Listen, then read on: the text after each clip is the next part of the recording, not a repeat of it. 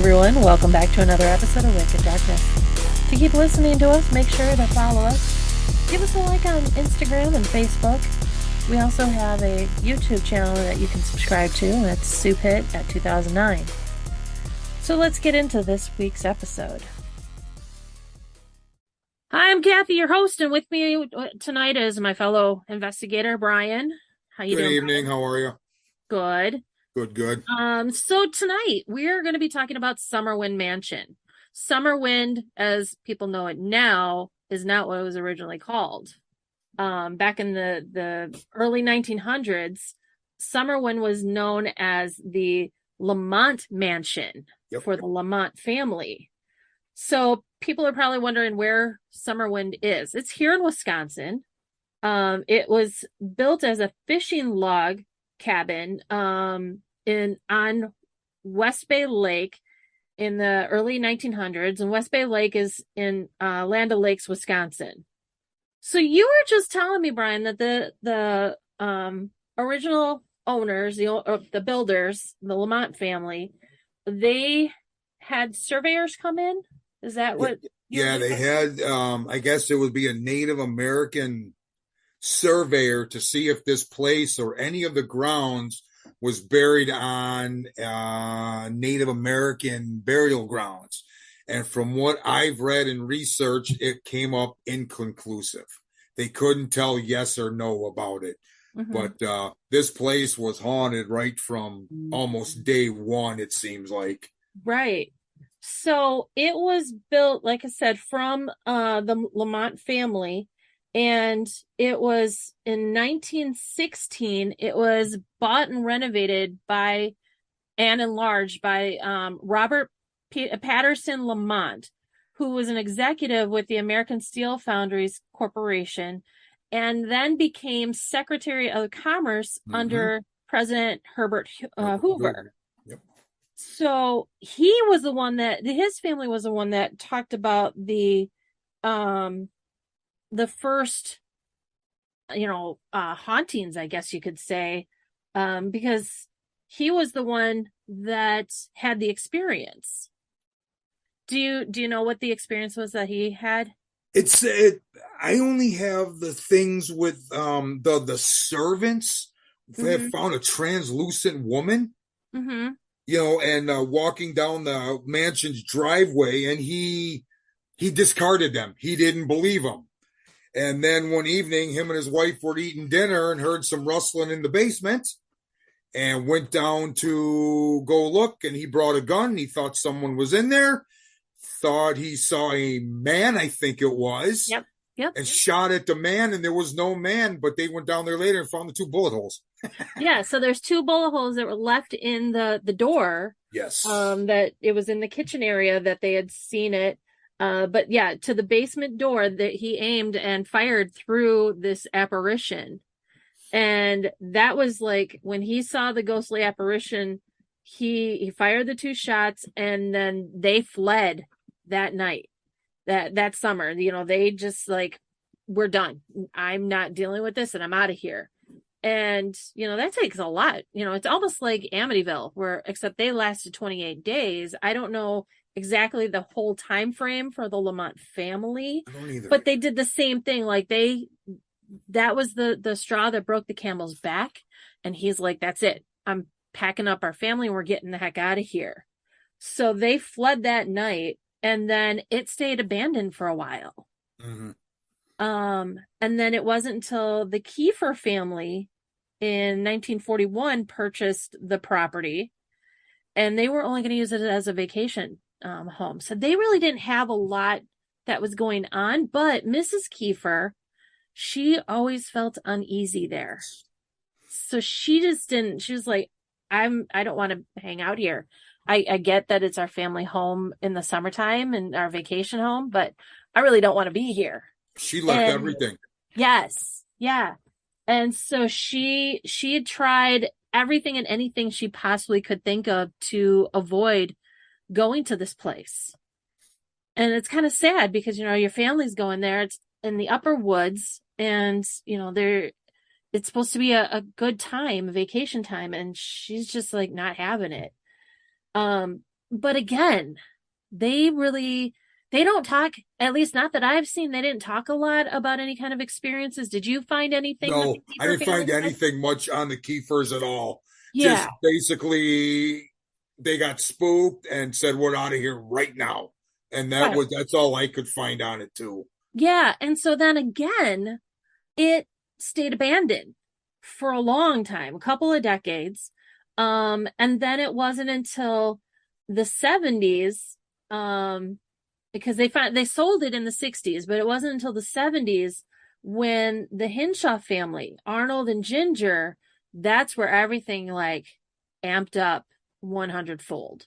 Mrs. Kiefer too stated that she told her neighbors they could take anything they wanted from the house, but she Yeah, wasn't responsible for anything that could possibly happen to them. I thought that right. was interesting. Right. And she's like, the Lamont family, like, forget it. I don't care.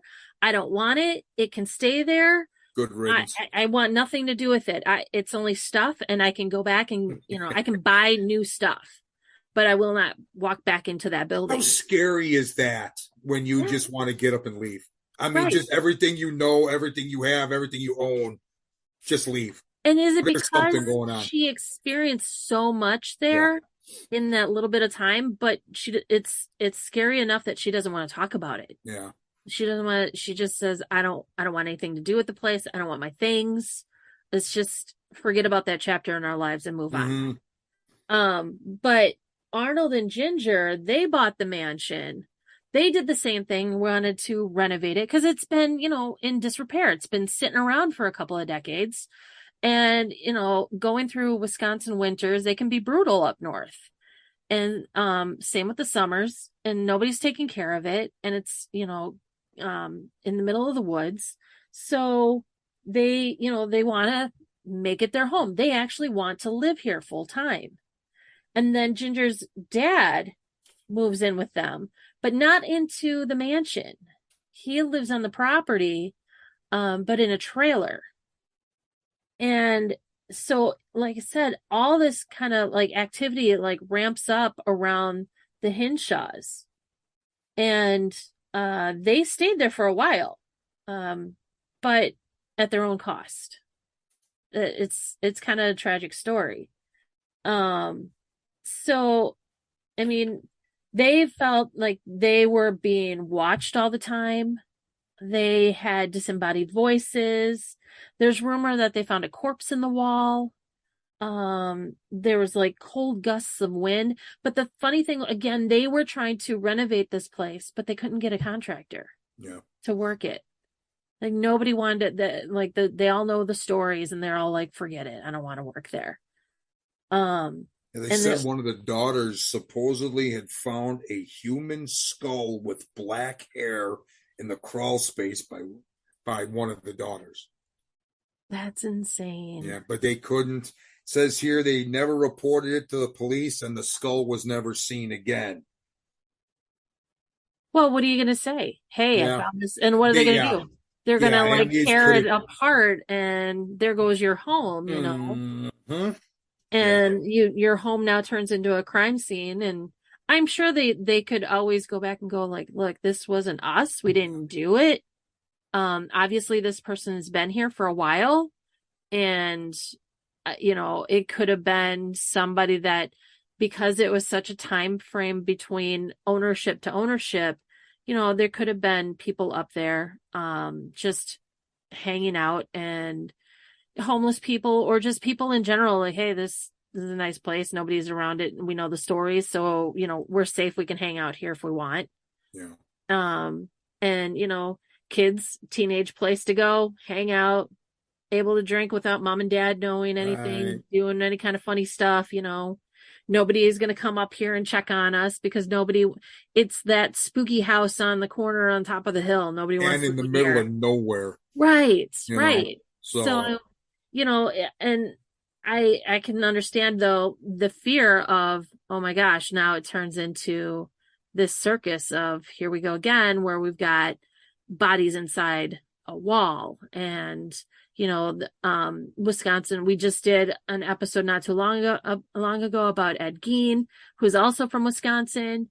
So I mean, I'm sure the fear is there because it was around the same time period of, we don't want this to turn into this circus and have people coming to our home and everything.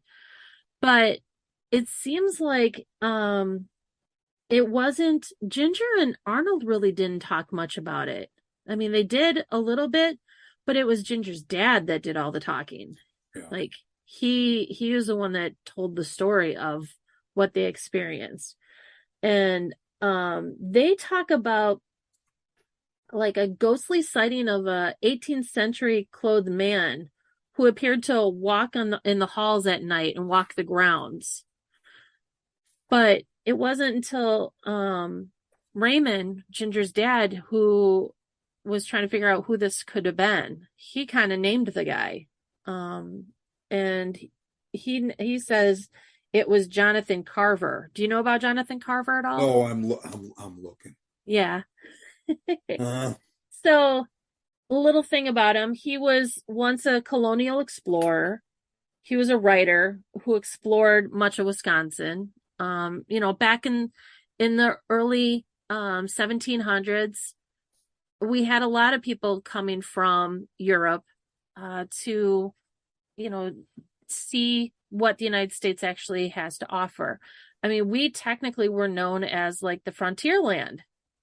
For us who live in the Midwest, we don't think about it that way. We think of, west of the Mississippi as being like the Wild West and the frontier land and everything. But in actuality, back then, we actually were that because they didn't cross the Mississippi at that point. And so they had people going around, and Jonathan ended up being one. Did you find him? Got it. Got it. See, we do our research. We just have to look through all of our research. I'm flipping through every paper I have on this play. I'm like, there it is. Yeah. Only to abandon because the mansion's room had the supernatural power to change shape and dimensions at will. Yeah. This place had a lot of stuff going on in it. And I remember watching a show back in the day. And I don't know if it was like Unsolved Mysteries or something similar to that. They talked about Summerwind, and I remember them talking about how you would walk down the hallway and the hallway would just stretch and get larger, like longer. Yeah. Or they would go into the room and it would look completely different. It wouldn't look like the same room. It was like it changed. Like the house was alive and it would change. It would morph into something completely different. Yeah, you were just talking about not getting workers there. It says the property was often unoccupied due to alleged supernatural activity, and the Hinshaws could not get workers to enter the home to do remodeling work. Yeah. Well, and I don't blame them if this is actually what was happening, Yeah. You walk in, your power tools are now gone because they're not in the same. Say they find them in somewhere else. Yeah, and how many times do we hear that on a haunted location? You put something down and something goes completely awry, and there goes, whatever your tools, your equipment, it just automatically leaves that area without, you leaving. You're right there, and all of a sudden it's gone. Yes. And that's why these contractors are like, forget it. I'm not working at this place. This place is just creepy.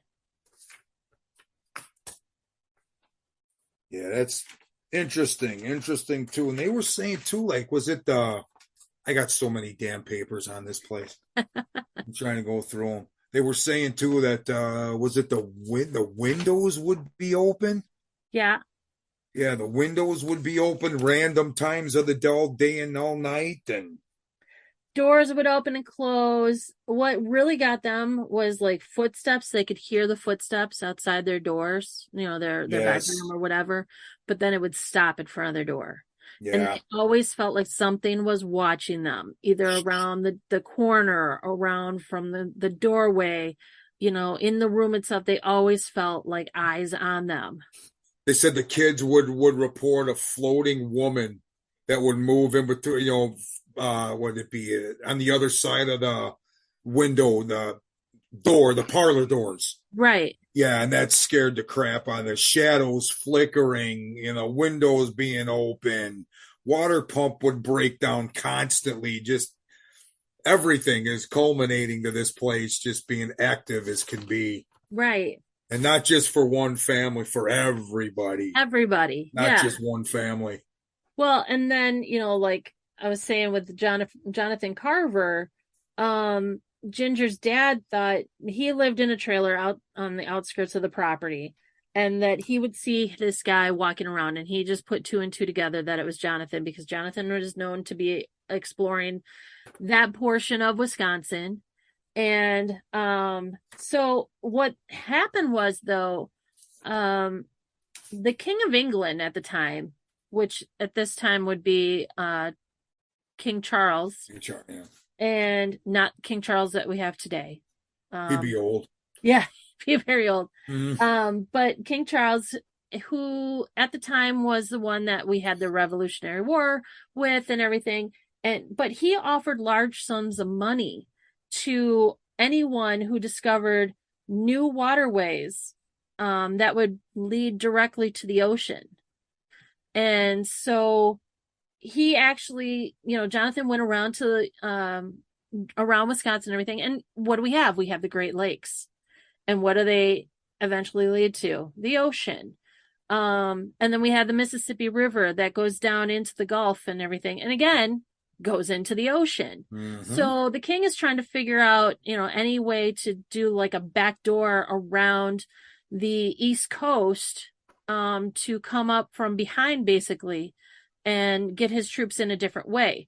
So he said, if you can find me a different way into the United States through the waterways, we'll pay you, and then you'll get the recognition for it.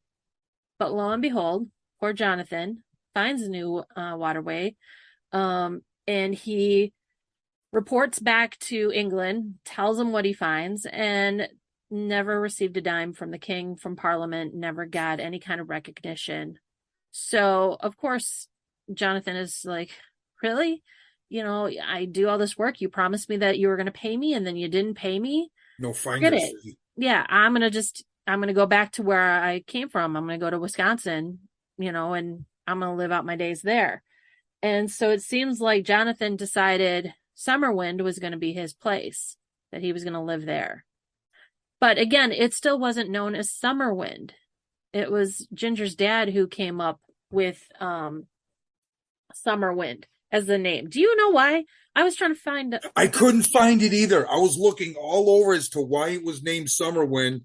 Yeah. And this was before Sinatra's time, so I don't know. I don't know. It's funny you say that, because Scott was, when I set out, this is the episode that we're going to be talking about. That's the first thing I started singing that. Yeah, he started singing that and playing it on the radio. Yep, it's a great song. Yeah.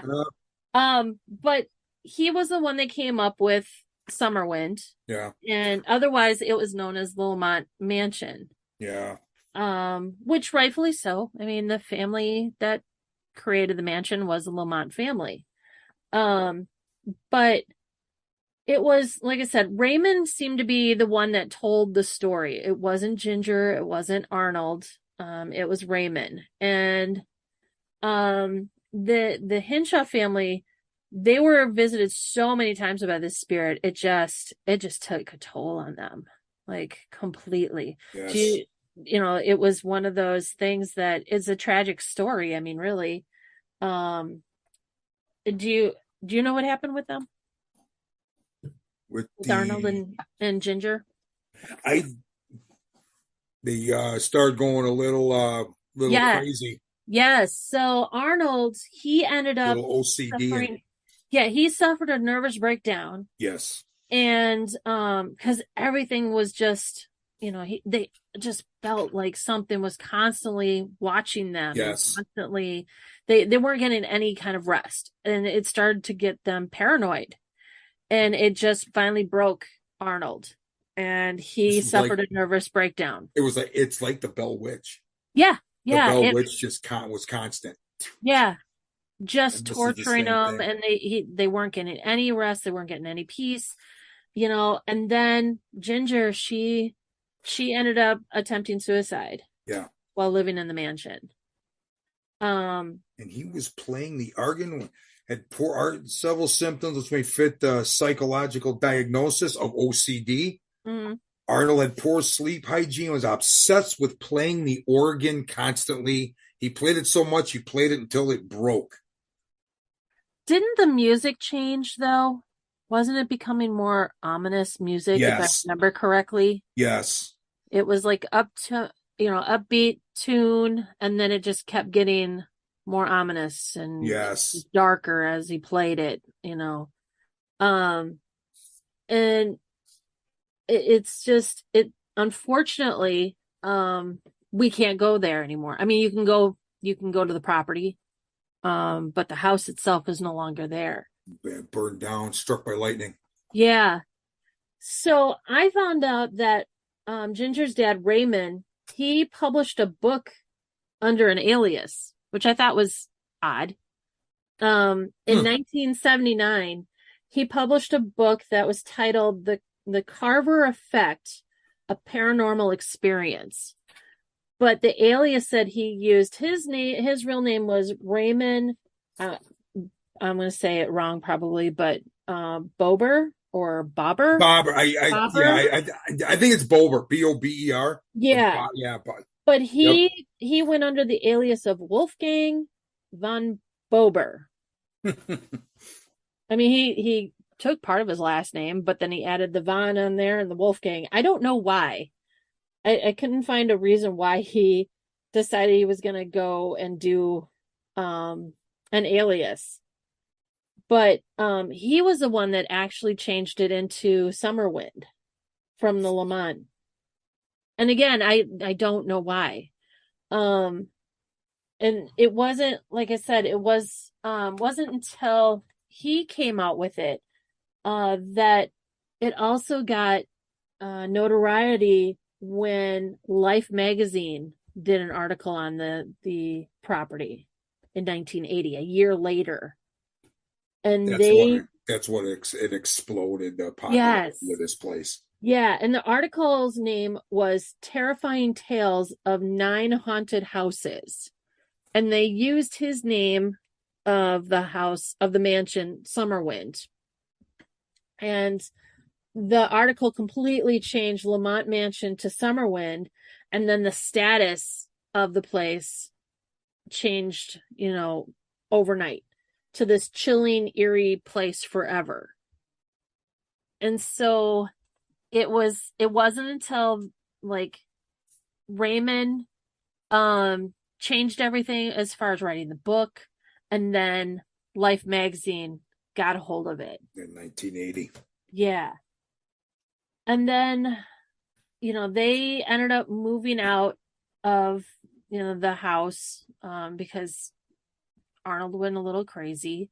And it's probably not the appropriate word, but he had that nervous breakdown. And then June 19th, 1988, the mansion was struck by lightning and it burnt to the ground. But the funny thing is, nobody tried to put it out. Yep. They let her go. Which I find interesting because fire departments, I know up there, they're volunteer fire departments.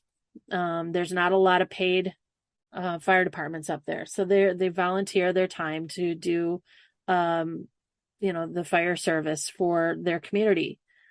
And it does take them a while to get to some of these locations. I know EMS can take sometimes, 45 minutes to 2 hours to get to a location. So I understand that, but they saw the flames. I mean, it wasn't like this place wasn't known, and it's not like they couldn't see the flames, but not even the fire department put it out. Never even attempted. Yeah, you wonder too with that if they were, at that time, the kids, just like you had said earlier, kids were vandalizing places. It was a hangout. Just let her go to eliminate the problem. Right. Because that's what the county wanted. The county was just like, we don't want these people up here. Yep. You go up north, and what is up north? It's, a place where they, have their summer retreats. They have their winter retreats. People go up there to vacation and stuff like that. And they don't want this to be the known place of the kids, hanging out and doing the vandalism. And they don't want, that kind of reputation. They want people to come up there and spend their money in their area. Yes. So the county was just like, yeah, great. It's burned to the ground. One less thing we have to worry about. But was it because of just that, or was it also because of what was happening, in the halls, on the property? You can burn the place down. Doesn't mean the spirits is gone, though. Right. And I think Building they a found that out. Yeah. They found that out too late. And that's the problem. Now you go up there and it's nothing. It's a shell, if not even a shell. It's more of some ruins. I think they said 2 chimneys, the foundation, Mm-hmm. and I think I saw pictures of investigators a few years ago down in and they're old, maybe like the old furnace is down there, Mm-hmm. but the grounds are still there, but the physical house is gone. But just like you said, doesn't get rid of the problem. Doesn't get rid of the problem. Agree. Yeah. And it's now become a hotspot for the paranormal field. People go up there and it's private property. You can't go on there without having permission. Otherwise you're trespassing. And, they go up there to study it and find out what's going on. What is it, Jonathan still walking the grounds? Is it that female? Who was it that Mr. Lamont saw that was in the basement? Who walked into the basement? Who did he shoot? And who are these people that are there? And like you said in the very beginning, there's no conclusive answer if it is in fact a burial ground. Yeah. An Indian burial ground. Yeah. I thought that was interesting too, because up there you got some pretty prominent Native American land up there. And I thought maybe it would be, but from what I've read, no. They said a Native American expert took some samples and basically inconclusive. So either yay or nay on it, but it's something's going on up there. Right. And I mean, Wisconsin, we have a lot of Native Americans that live in Wisconsin, that have lived in Wisconsin. And I know from when I used to live, I lived by the Root River here in Racine County. And I also lived by Pikes Creek in Kenosha County. And I know when I lived there, we found little Indian arrowheads on riverbanks. Cool. Yep. So I mean, they lived in this area and they still, the tribes still live here in Wisconsin that are still left. They live on the reservations, and they live in, the neighborhoods and stuff like that. But they were everywhere. I mean, we even have a cemetery here in Racine, Mound Cemetery, and we actually have Indian burial ground inside the cemetery. We have a tombstone marker showing that it's an Indian mound, and they've built the cemetery around the Indian mound. Who's to say that they don't have that up there? I mean, you go up north and there's hills everywhere. You don't know what's underneath these hills. It could be anything, especially when it's by a waterway, which obviously Summerwind is near, because it's on the lake area. So, it's more than likely there's some kind of Indian burial ground near the property, if not on the property. Mm-hmm. So did they disturb it? Even if they moved onto the land itself, and it's been known that you don't belong on that land. You're not part of the tribe. You're not supposed to be there. That's sacred ground. It's sacred ground. Yep. You're the white man. You should not be there. You're the one that had us come, to this part of the country when we didn't start at this part of the country. And you've moved us from here to there to every place else, And I don't blame them. They have every right to get mad. Mm-hmm. We invaded their country, and told them what to do and move them out of their area. So yeah, I'd be mad too if you came in and moved me out of my area and everything. And I'm part Native American. I'm Cherokee. So my tribe, they had the same problem, so I get it. I understand.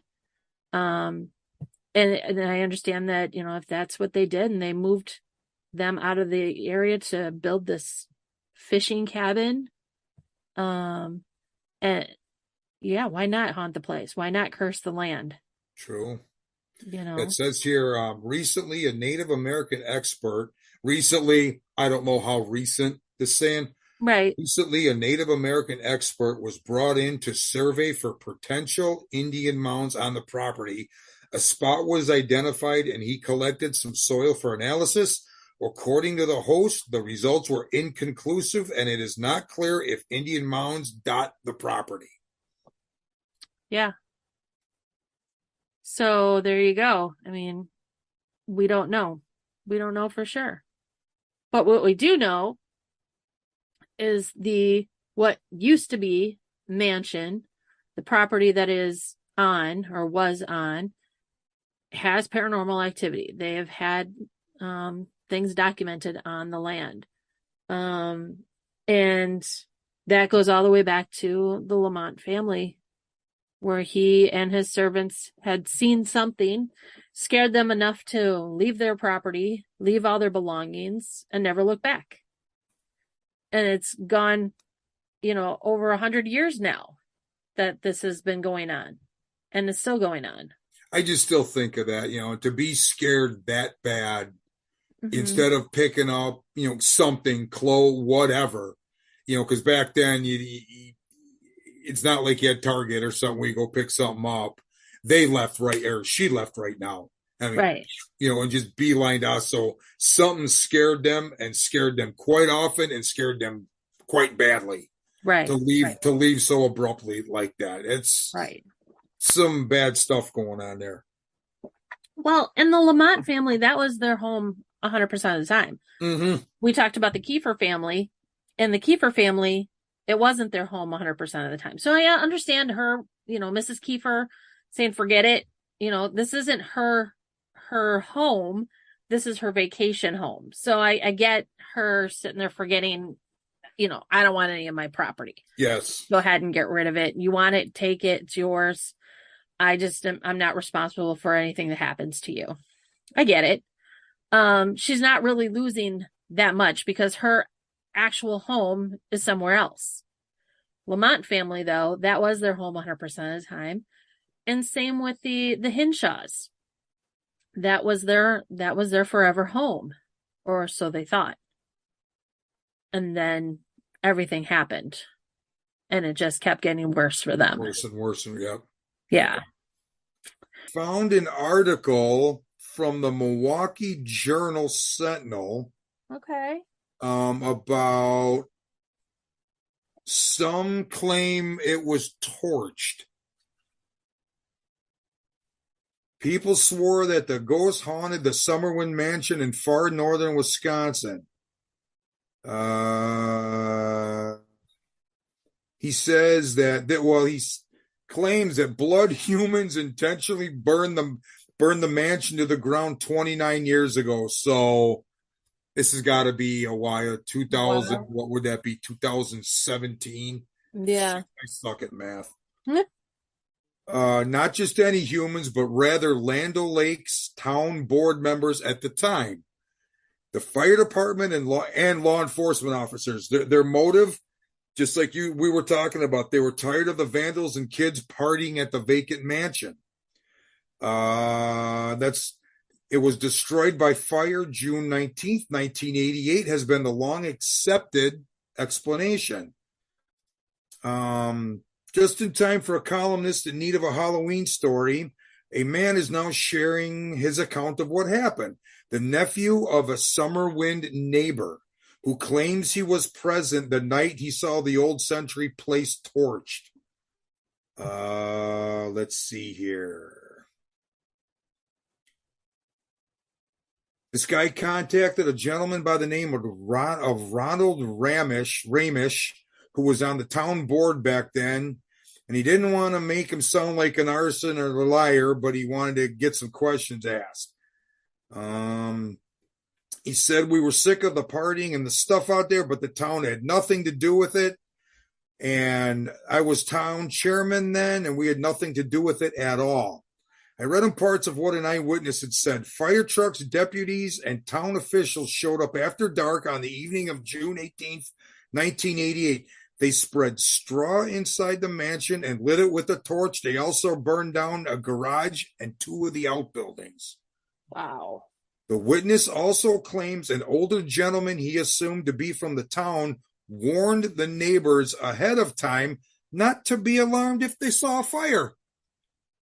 And the same man approached the witness and his friends as they watched the fire and said, "You know lightning hit this, don't you?" Interesting. Right?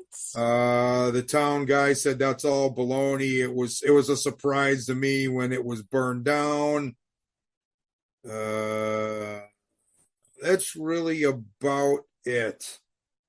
Saying the town expected to petition Vilas County Circuit Court for permission to burn the building because it had become such a nuisance. 5 years before that, Life magazine, like we were talking 1980, had featured Summerwind as one of the most haunted houses in all of America. And that brought even more people out there. So you burn it down, out of sight, out of mind. Right. Get the people out of there. Well, and I was telling you, I'm reading this book. I just got this book called Ghostly Tales of Wisconsin. And wouldn't you know, the first thing that's in there is Summerwind. Summerwind. And they talk about the fate of Summerwind. And yeah, they were saying that the entire structure burned to the ground, leaving only the foundation, stone steps, and a chimney behind. That's what they left behind. But it also goes into, in the very beginning, it talks about Mr. Lamont. They were there for 20 years. For 20 years, the gentleman and his wife enjoyed the house without incident. However, often growing tired of superstition, housekeepers warning them, "I'm telling you, Mr. Lamont, we've seen shadows, we've heard voices, this place is haunted." And he's like telling them, "Any more talk of ghosts and I'll become one myself," he tells them. And then he and his wife sat down at their country-style kitchen to enjoy a delicious lunch, followed by some tasty dessert. But the Lamonts were astonished that their meal was soon interrupted by a sudden violent shaking. "The basement door," his wife cried. And then she goes, "What on earth happened?" And he goes, "I don't know." He stood up, staring at the vibrating entrance. So it's literally vibrating. He stood up, reached into the nearby drawer, pulled out his pistol, which he kept there, and the basement door flew open, banging against the wall, and a tall, dark-haired man stepped into the room. His face was unfamiliar, so he didn't know who this person was. But the scowl of this guy, the spirit, or at this time he thought was a gentleman, wore, suggested that he was out for blood. The door slammed closed, and behind the stranger, as he, the door slammed behind the stranger itself, and the stranger stepped towards Lamont's wife. And not waiting to learn what the intruder wanted, he grabbed his gun and he aimed at the man's chest, fired 2 shots, both bullets passing harmlessly through the visitor and lodged into the basement door. And he's like, "That's not a human, he's a ghost." That was his response to it. And it terrified them. And they did their own disappearing act, which is when they fled. Yes. And then they go into the Hinshaws. And when they bought it, this is kind of like the recap that we had just talked about in the early 70s. That's when it became a fixer-upper, because it's been, in disrepair since the Lamont family sold to the Kiefer family, who then moved out, in the 40s and left it there until the 60s and 70s, and until the Hinshaws got it. And they loved it. They wanted it. They thought this was going to be their dream home. They were going to have it, renovated as an old mansion. They also had 4 children at the time. And so they thought, okay, we're going to get this renovated. We're going to get the contractors in. And like we said before, they couldn't get any contractors. The kids feared walking in the hallways. They saw eerie shadows dancing about. And then Arnold and Ginger could rarely move from one room to the next without hearing the chilling whispers of an unseen presence. Even turning on the water was a venture into the unknown, as appliances such as the water pump, you talked about the water pump before, and the hot water heater sometimes failed for no reason. But the machines was always managed to be fixed in a short time later, or worked. And then on occasion, they would have this ghost would almost take Arnold's life. And that's where his paranoia came into play. I found an article on him that's very interesting. Yeah? What's the article you have? It's from a haunting wiki, whatever you say it. Said Arnold Hinshaw is the main antagonist and the former owner of the Summerwind Mansion. While living in the home, he became possessed and became increasingly angry and withdrawn due to having a mental breakdown, like we had stated earlier. Mm-hmm. He also used to own a construction company, which he lost since he stopped showing up to work, which resulted in unpaid bills. He slept all day long and became more obsessed with playing the piano. Earlier we said organ, who knows? Right. Playing the piano all night. He also blamed the daughters for minor mishaps. Like one occasion, he became aggressive towards the girls, thinking he took his hammer, when they actually didn't take it. He made the daughters go outside in the middle of the night to find their pet raccoon, when he actually killed their pet raccoon as punishment. His family left after his ex-wife Ginger called her father to come and get them. And this was the last time the family saw Arnold. He left Summerwind the next day and was placed in a mental hospital for treatment for his mental illness. It is also said that Arnold was never heard from again. Wow. When you're reading that, I just have flashbacks of Amityville. The same thing seemed to happen with George and Kathy Lutz. Wow. But he just, it consumed him. Yes. It absolutely consumed him. He couldn't escape it. Right. And then the one I had here, he was going to work or whatever, and he smiled at his wife. She said, "Have a good day at work." He stepped outside. He marched across the lawn towards his car, and then all of a sudden the car just suddenly went into flames, went up in flames. He leaped back, nearly catching fire himself. He frantically dashed from the yard to check first to ensure that none of the children were nearby, and second to see if anyone else, an arsonist or somebody else, that could have started this, was present. He found nobody, and then he retreated safely away from the blaze, and he couldn't do anything except watch helplessly as his automobile is up in flames. So it seemed like it was targeting him. Yes. And then to make matters worse, like I said, he began having problems with the construction workers and that they had hired, that they weren't coming in and getting the work done. He would sit there and say, "What do you mean you can't get work here anymore?" And they're like, the crew wouldn't go inside. They've been telling all sorts of tales about, the bottom line is the place, they give us, the creeps. And they will find another team to come in and do the work. They just one right after another. Nope, it's just too much. Can't go in there. I don't want to go in there. So they thought, okay, well, he says to his wife, "Do you have a shoe drawer?" And, across the bedroom closet. They built one into the wall, and she answered, applying a fresh coat of paint. He's like, "Yes, I have.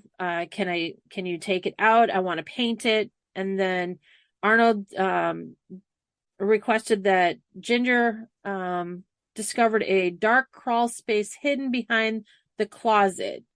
They're like, what the heck is that? And she was too late to catch her husband, who had already wedged himself. Of course, he's going to go in there and check things out. Sure. What? It's a dark crawl space. I want to see what's in there. So what does he do? He crawls in there.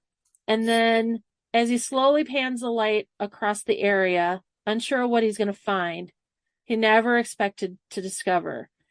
And she's like, he yells, and she's like in a panic, and she's like, what is it? And he's like, a dead animal, a bear or something. And then he says, probably crawled inside the house when the house was being built and got stuck. And he's like, hold on a second, let me get closer. Because, of course, he's got to get closer to this thing. And so he squeezes in. So, I mean, this is a tight space. He squeezes in there, and he's too big. So, what happens? When the children return from school, his daughter Mary bravely volunteers. Let's send the daughter in. The kid. Go. Yeah. So see what you can see. He's like, here, honey, take the flashlight. Crawl in there. I know it's dark and everything, and the spider webs and everything. It's fine. But tell me what you see. He doesn't say, by the way, I saw something in there. Oh no, tell me what you see. So she goes into this mysterious opening, and the family's anxiously waiting. And then they, what follow with a terrified, blood-curdling scream, she finds a person. She's like, Dad, it's a person. The carcass that Arnold had a glimpse was an arm, part of a leg, and like you said, the black-haired skull of a human. So the Hinshaws chose not to disclose the gruesome find to the police officers, like we said before. And it wasn't until later, when the story was reported, the explanation given was that the family believed the body was too old. They thought any crime committed would have occurred so long ago, the police would not be able to do anything about it. I understand that your family member is missing, but, it's been so long. We don't care. We don't care anymore. Here. We're not going to tell anybody. Really? Wow. So Arnold and Ginger left the corpse alone, abandoned it where they found it, and once again entombed it behind the drawer. So, that's okay. We're just going to throw this closet door back on here and ignore that there's a body behind there, and the kids are not going to say anything, and we're not going to say anything. So it's all fine and dandy. We'll just move on with our lives. And again, I get it. They don't want to, draw attention. But seriously, you throw your daughter into this dark thing, this little closet, and you say, honey, can you go in there and tell me what you see? And the girl isn't going to need some therapy after this. She finds a dead body. Didn't give her any pre-warning or anything. Right. Let me know what you see. Yeah. You tell me. And then the same thing. He gets obsessed with that organ that he and his wife purchased. And it's a nonsense, I can't even say it. Basically, a song that doesn't make any sense. Doesn't make any sense, way. Correct. Echoes through the mansion. It becomes more macabre. The notes are more chilling, and Ginger's like, had it. She doesn't want to hear anything. The kids are freaking out. What's wrong with Daddy? Why is he playing this song over and over and over again? Why is it getting scarier and scarier? I feel bad for these kids because, the whole family they need some therapy after that. No, agree. And she would glance over, and it'd be like after 2:00 in the morning, and he's still sitting there playing the ivories, and it just doesn't stop. And I can understand that would drive me crazy, hearing the same song over and over and getting to listen to it, and it's getting darker and darker. Your husband is going, insane. Basically mad. Yeah. With every stroke of every key, it's getting worse and worse. How do you turn that around? I mean, do you take your family and just leave like everybody else? But did they sink all their money into this? You know, I don't know. But then they had talk about the article of him playing the organ and sweat dripping down his face. And then she's begging him to stop, and he's just not responding. And then he spins around towards his wife, and he yells at her, "I can't stop. I can't ever stop. The demons make me play." And he kept slamming his hands against the organ time and time again, louder, faster than ever before. That would terrify me. Yes. I don't even know. I'd be grabbing my kids and saying, "We're leaving. I love you dearly, honey, Pronto, but we're going because Yeah. there's something wrong." And I'd probably try prying my husband away from the keys.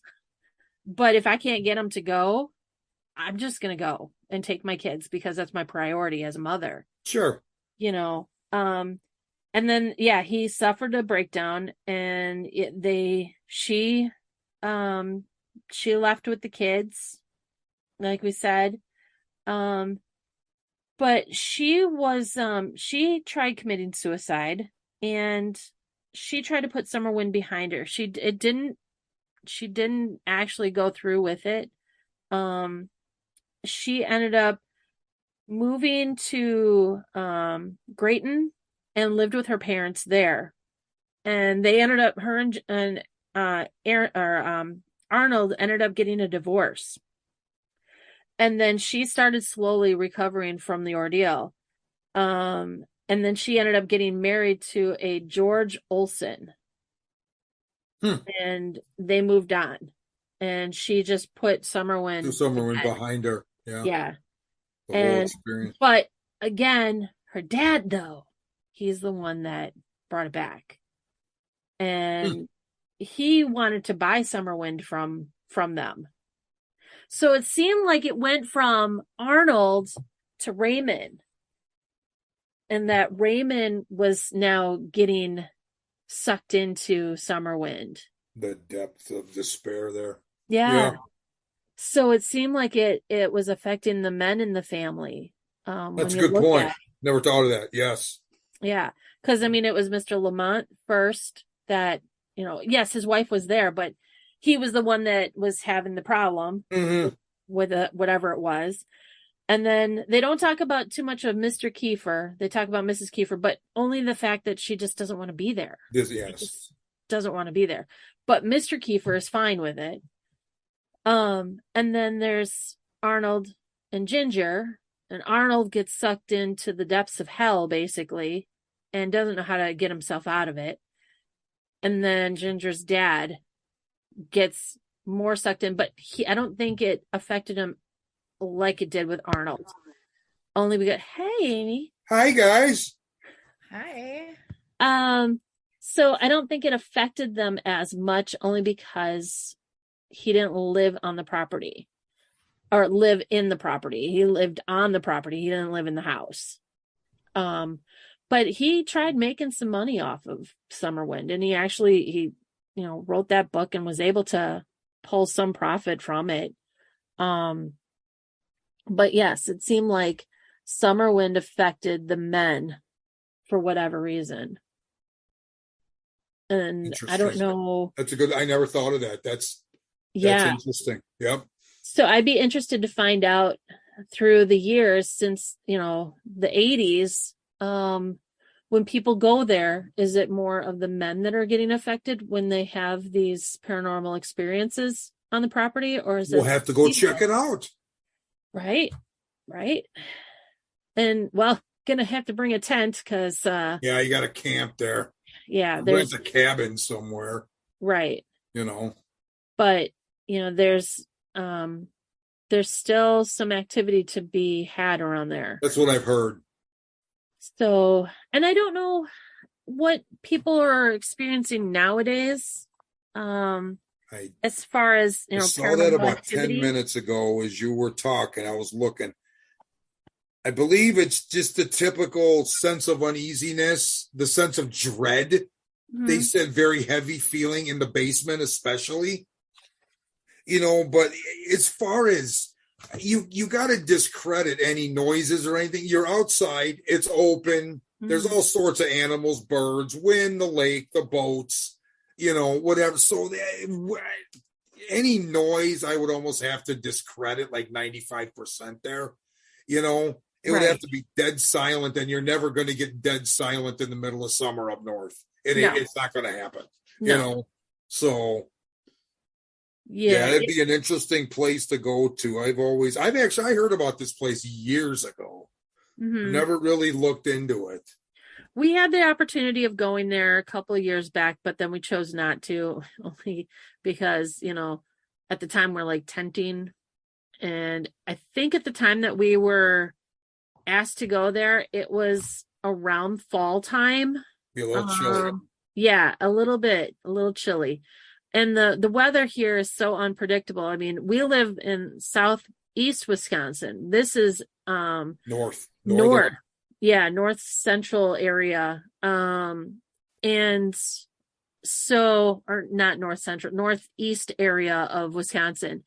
So it's north of, if anybody knows Wisconsin area, it's north of Eagle River area. And our family goes up to Eagle River like once a year. My father-in-law's family has been doing it since, I don't know, the 60s, I think, maybe even before that.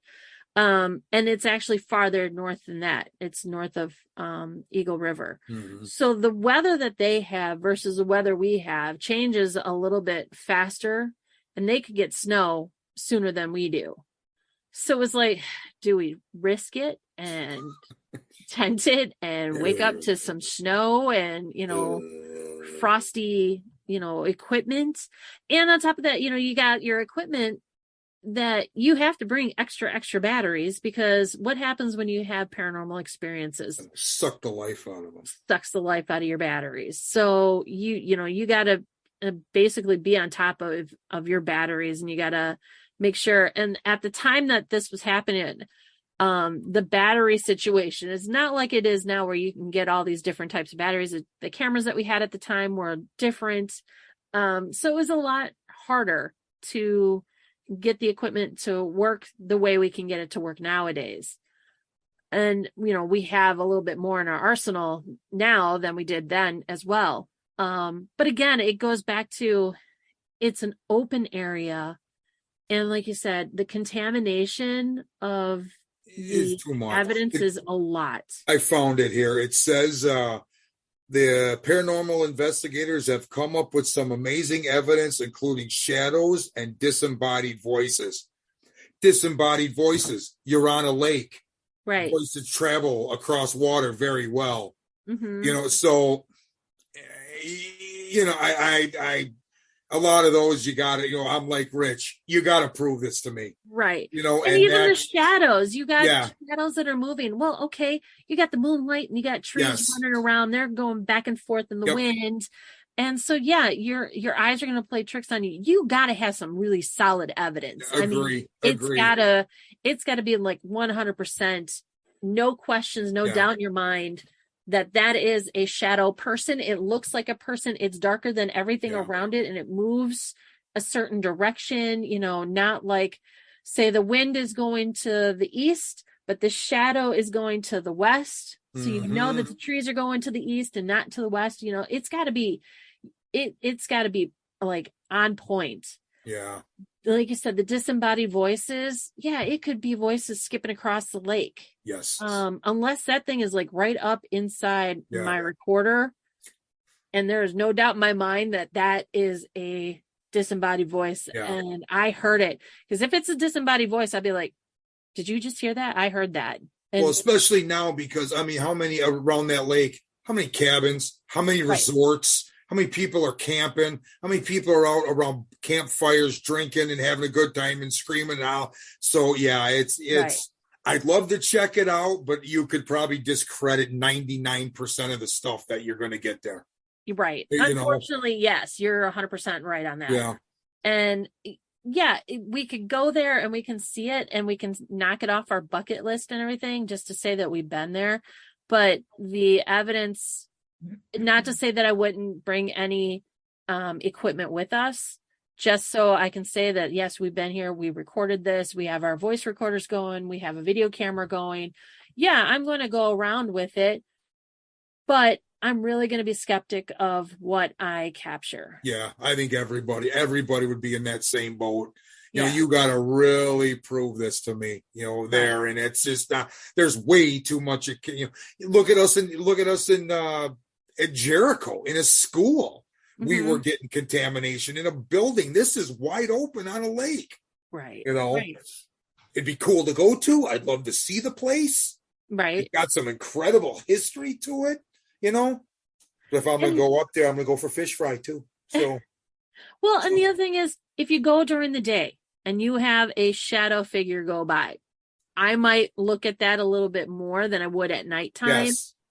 And sit there and go, okay, what was that? Because it's daytime and I see this shadow figure. Not to say that I'm not going to be looking at the background. Obviously, I'm going to look at the background and say, okay, what is moving? What isn't moving? Did we actually hear like animals, like a bear going by? Because they do have bears up there. Yeah. And stuff like that. So, I mean, I would definitely be more open to going during the day than I would at night, just because I can, account for more things during the day on this type of an investigation. But yeah, it would be interesting to go there. And I didn't realize how close it was to where our resort was. Otherwise, I'd have my husband take me there because we've gone even farther. It'd be cool. We've gone to the Paulding Lights in the upper UP area. I've gone snowmobiling up there and never knew it, you know. Yeah. And I mean, I've heard of Summerwind. I just didn't realize that it was that close to where we stayed. I mean, it's pretty close to where we stayed in our cabin. So I definitely would have went there. But it's something we can look into to just, there's a couple places that I'd like to go to during the daytime, just so that we can say we've been there. No Just camping. check it. No just camping, check it out. No camping. Well, maybe you can talk your parents into the camper they got now. Oh, hey, there you go. Rob's got a big truck. Yeah. See? Yeah.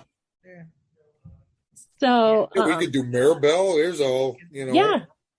Right. Hotel And Hell. that's what I'm thinking, because it's all up in that area.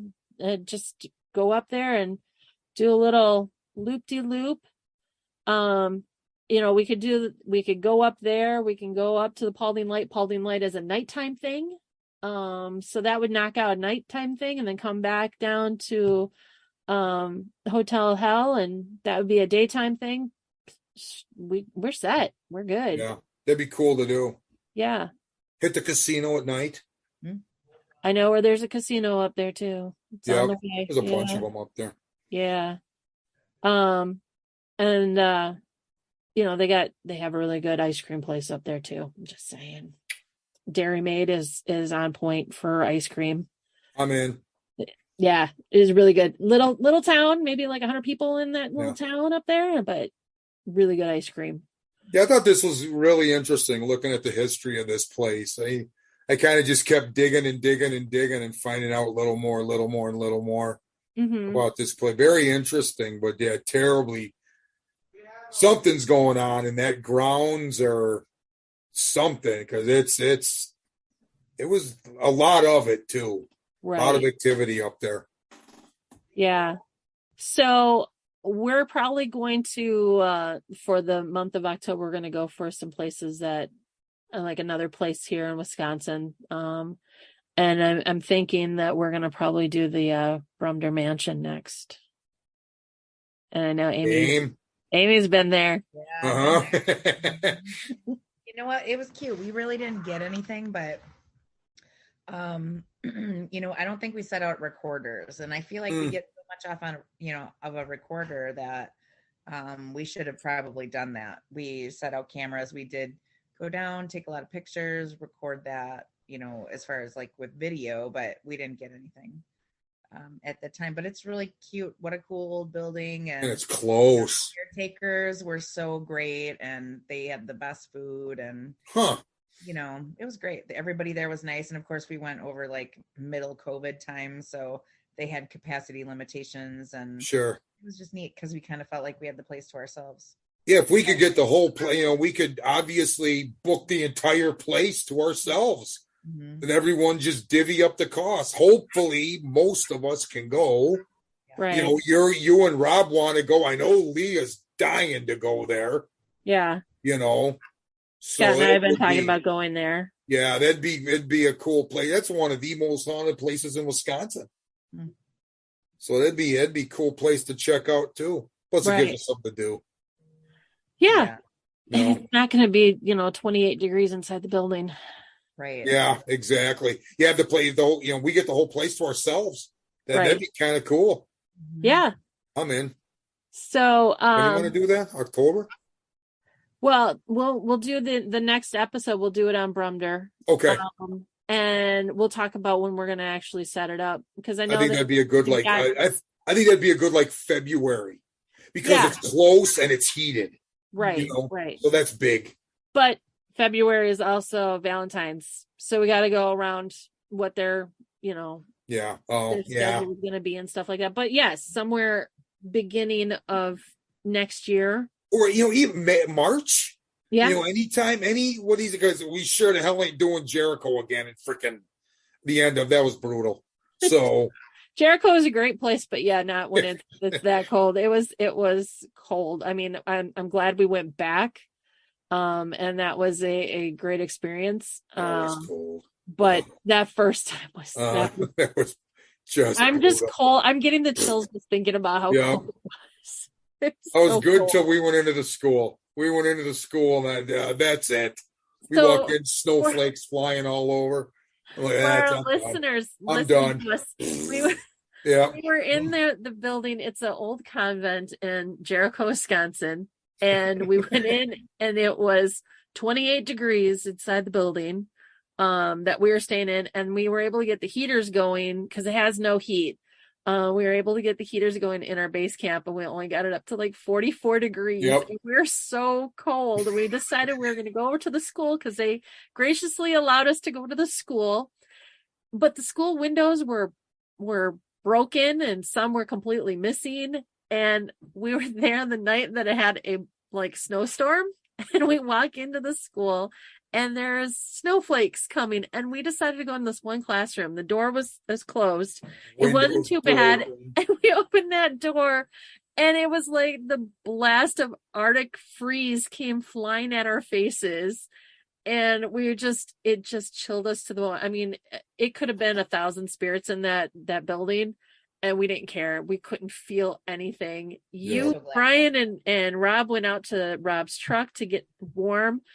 I tried to sit, and I had the hand warmers and the feet warmers, and I could not stay warm. And we were supposed to have the place for I think it was 12 hours. Yeah. And we were there for 7 and not even left. Yes. It was daylight savings. We were supposed to get an extra hour. No. And we just said, forget it. We're just leaving. We're miserable, and we're just going to go home. So we've decided as a team that we're never going to investigate in a building in the wintertime like that with no heat. Because it was awful. It was awful. I'm surprised nobody got any type of frostbite from it, but we learned our lesson. And the convent and the schoolhouse is owned and run by our fellow cohorts who own Summerwind. Yes. At the old Fox Valley Paranormal Group. Yes. Shout out to Fox Valley. Shout out to Fox Valley. Thanks, guys. Right. Mm-hmm. So, we're definitely going to have to stop up there and check it out. It'd be cool. Warmer weather's coming, going into winter time now, but, we just started fall, but, that's something we can do next summer or late spring when the temperatures are warm, and check out all those places. But I think for now, it's that time. I'm sorry to say, we have to say goodbye. But next week we're going to be doing the Brumder Mansion. That's going to be our next episode. I can send you some pictures too if you want to put them on the site. Oh, that'd be great. That would be fantastic. I've never seen inside of there. Oh, yeah. I love it. Yeah. Send me some pictures and I'll put them up. So until next time, for our believers, keep believing. And for our skeptics, continue to keep us grounded. I'm Kathy, your host. We're going to say goodbye, guys.